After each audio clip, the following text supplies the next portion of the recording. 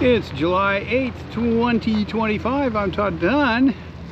It's about 8:15 in the morning, and I'm waiting for the boat hauler to show up over here at the ramp with Seaquestor. Behind me is the boom truck with my masts. And we're gonna rig and go in, and I'm gonna head over to the marina, finally, about 6 weeks late. Let's take a look at the harbor. Well, it's not the nicest day, but I can see the marina up there, so I'm not worried about that, about finding it. There have been times when the fog was so dense that it was a challenge, but we'll get there and get the boat tied up. We should be at the marina by, around 10, and then we can move on. So we're getting there slowly but surely today. And the haul, I left over at the boatyard just a couple minutes ago, just as they were getting ready to lift the boat up and head over. So they should be here any minute, and I'll film them coming in, and then we'll get up and put those masts up. Well, that's the direction the boat's going to come from, and as I said, it should be here any minute. They were 2 or 3 minutes from pulling it out of the shed when I left, so they should be on their way. And yeah, there isn't Greening Island over there. It's over there, but you can't see it. But it's dead calm, so we shouldn't have any trouble stepping the masts.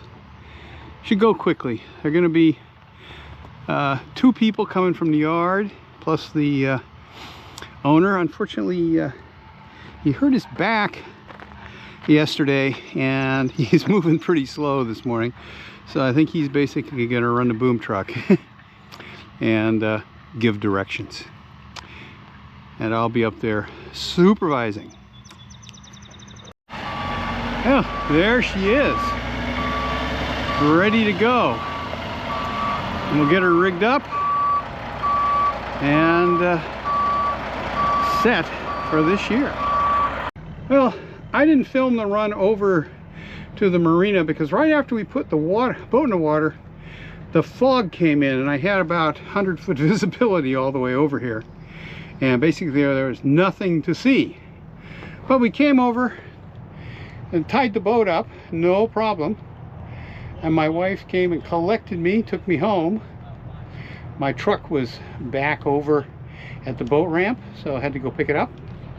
And yeah, so the boat's in the water. I came back a couple of hours ago, and I've been working on the boat. And what I've done is, I'll show you in a second, I put the triadic stay on, which is a stay that goes from the top of the main to the top of the mizzen. Actually, I have it rigged so it goes through a turning block at the top of the mizzen and comes down, and I just use a messenger line to pull it up. It takes 4 or 5 minutes to make sure it's in the right place, and then pull it up. And that really stabilizes the mizzen on this boat, because the mizzen does not have any kind of forestay. And then I put the mizzen boom on, and the mizzen sail, and the mizzen sail cover. And after that, I pinned all the turnbuckles after snugging them down a little bit. So she is, tightened up. I'll tune the rig after the first sail. The only thing I have to do before we can take the boat out to sail is I need to commission the water system, because right now there's no water in it. The water heater, which is part of the cooling system for the engine, is empty, and it's a little more efficient cooling the engine if there's water in there. So what I have to do is flush out the water system, then go down in the cockpit locker, connect the water heater, and fill it up, and then top up the water system. But where we are this summer, which is not our regular slip, I'll show you as soon as I get off the boat, has much better proximity to a water faucet, so it won't be a problem to run a hose over here and fill the water tank up. I only have to have 1 hose instead of 3, which is what I usually run. So anyway, boat's in the water, it's floating, it's not leaking. I ran a bilge pump and nothing came out, So ran fine on the way over. The issue I had at the end of last season where my transmission linkage failed, on the transmission, there's a cable from the shifter to the shift lever on the transmission, and the free end of that cable attaches to the shift lever, but the sheath is held by a metal clip to a rod that sticks out of the back of the transmission, and that clip had failed, which meant that the sheath was free to move and you couldn't shift. So the last time we took the boat out last fall, it was supposed to be our last sail of the season. I put the boat in reverse, went in, backed out, and I couldn't get it out of reverse. So we drove around the harbor in reverse for about 20 minutes before I finally got lined up to come back into the slip. And yeah, so that got repaired over the winter. The part cost $1.19, and I couldn't get in there myself, but the boatyard said it took 15 minutes. So I provided the part for them. So it was no big deal, but you know, it did cripple the boat. But now the shifter mechanism works. Now that little metal clip lasted 52 years. So I'm hoping this next one will outlast my ownership of the boat, because 52 years from now I'll be closing in on 130, which I probably won't still be sailing this boat then. So anyway, she is, you know, once I get that water heater filled up and put the Genoa on, the boat can be sailed. I still have to clean the boat up. It's filthy.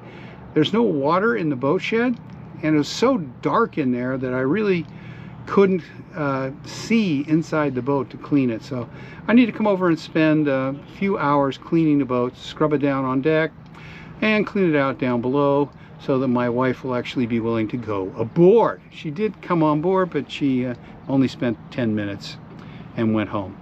So anyway, we'll get her cleaned up. It looks like the weather is going to be conducive to putting the Genoa on this week. So hopefully, you know, maybe on the weekend, the weather's supposed to be nice, we'll get the boat out for its first sail. And I chatted with my friend Joe, who told me he got out 9 times already this season. Made me feel pretty crummy, since I have motored over here from the launch ramp. That's my boating for the season. Anyway, let me get off the boat and show you where it is for the 2025 season. Okay, here's Seaquestor for the 2025 season. See, Dodger and mizzen are on. I put the Dodger on before I went home because there was rain in the forecast, and the companion slide leaks if it rains directly on it. Dodger keeps that from happening. But she's ready to put the mizzen on, and we'll be ready to go. Now, this is the boat we're normally next to, but we're normally on the other side over here. But they moved us this year, so we are on the outside, and that has some real positives associated with it, not the least of which is it's much easier to get on and off the dock, because there's nobody to hit. Now, I'm going to rig fenders on the finger pier after we're confident that we're staying here, so that we don't have to have them hanging off the boat. But right now she's tied up and ready to go. The only issue out here is that when the lobster boats that moor over there come and go, they tend to go kind of fast and they make wakes. So this is a little bit more rolly than where we were, which was very protected. It's a little less protected, but not bad. We're behind this big boy here. I don't know what this is. It might be a Marlowe, but it's hard to say. It doesn't have any labeling on it. But it's very easy to come in here and tie up. And it's very easy to leave on, in pretty much any wind, because, coming in, there's nothing to hit. Going out, there's nothing to hit. And we have a much better view out over the harbor because we're not looking over anybody. So I'm hoping they let us stay here. I have to talk to the marina manager and see what he has to say. I see I have a line I need to go up and cleat off. Anyway, there's Seaquestor, ready for the 2025 season, with the exception of the Genoa, which I will lug over probably early in the morning when there's zero wind, sometime this week, and get it on there. And we will get out and go for our first sail of 2025, finally, in early July instead of May. Okay, that wraps it up today. I'm gonna head home. I did something to my lower back. It's really sore. It's been sore lately, but now it's worse. And go home for the day and call it a wrap. Seaquestor is finally in the water for 2025.